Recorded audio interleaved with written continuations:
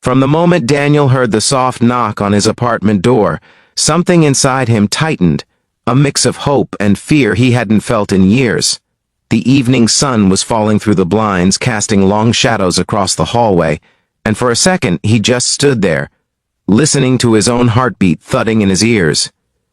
He wasn't a man who scared easily, but tonight was different.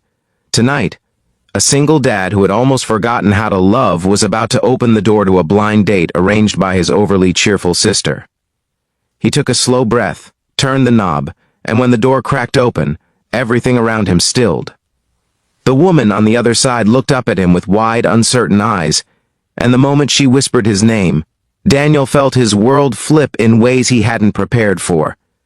If you believe in kindness, hope, and second chances, please like, comment, share, and subscribe. It truly helps the channel grow. He had expected nervousness, awkward smiles, maybe a shy hello, but he hadn't expected recognition.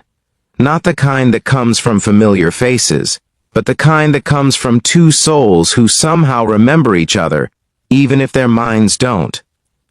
Her voice was soft, trembling slightly, carrying a warmth he hadn't felt in years.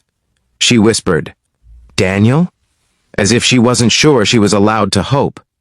He froze because she said his name the way someone says it when they've cared for far too long. Daniel stepped back to let her inside, and as she walked past him, he noticed the subtle curve of hesitation in her movements, like a woman carrying her own storms. She wore a deep red dress, elegant but not loud, the fabric hugging her like she belonged to a world much gentler than the one she had survived.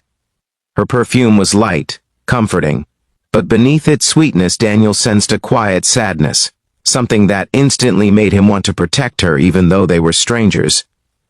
His son, Ben, peeked from the living room holding a toy helicopter. The woman crouched slightly and greeted him with such tenderness Daniel's chest tightened again. Ben smiled shyly, then ran off as kids do, but Daniel noticed something. Her eyes softened when she watched the child. Not with pity or forced politeness, but with genuine warmth. It had been a long time since a woman looked at his son like that. They sat at the small dining table Daniel had prepared as best as he could. The dinner wasn't fancy, pasta, salad, and a store-bought cheesecake, but the way she smiled at the effort made him feel like he had served a feast. She introduced herself as Elena, voice steady but eyes flickering with things she didn't say. She had recently moved to the city, she told him, hoping for a fresh start.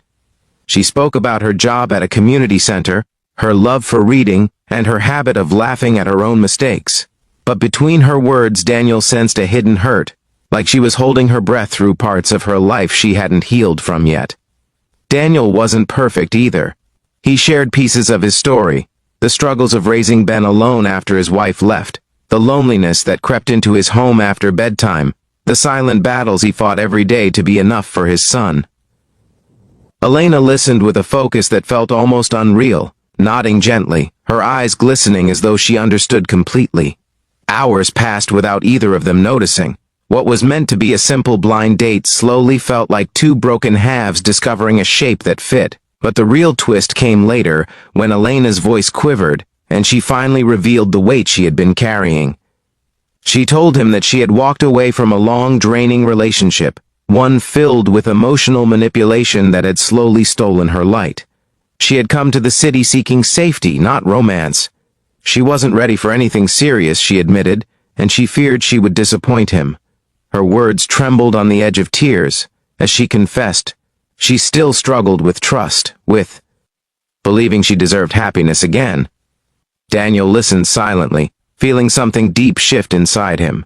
Not pity, but admiration. It takes courage to survive, but it takes even greater courage to speak your truth.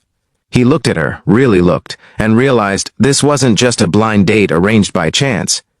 It was two weary souls meeting at the exact moment life decided they both deserved healing. As Ben drifted asleep on the couch, wrapped in a blanket, Elena watched him with a soft smile.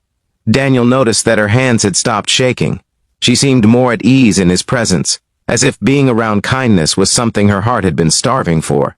The night grew quiet, and when Elena stood to leave, Daniel walked her to the door. The hallway light cast a warm glow on her face, and for a moment they simply stood there, both unsure whether this night was the beginning or the end.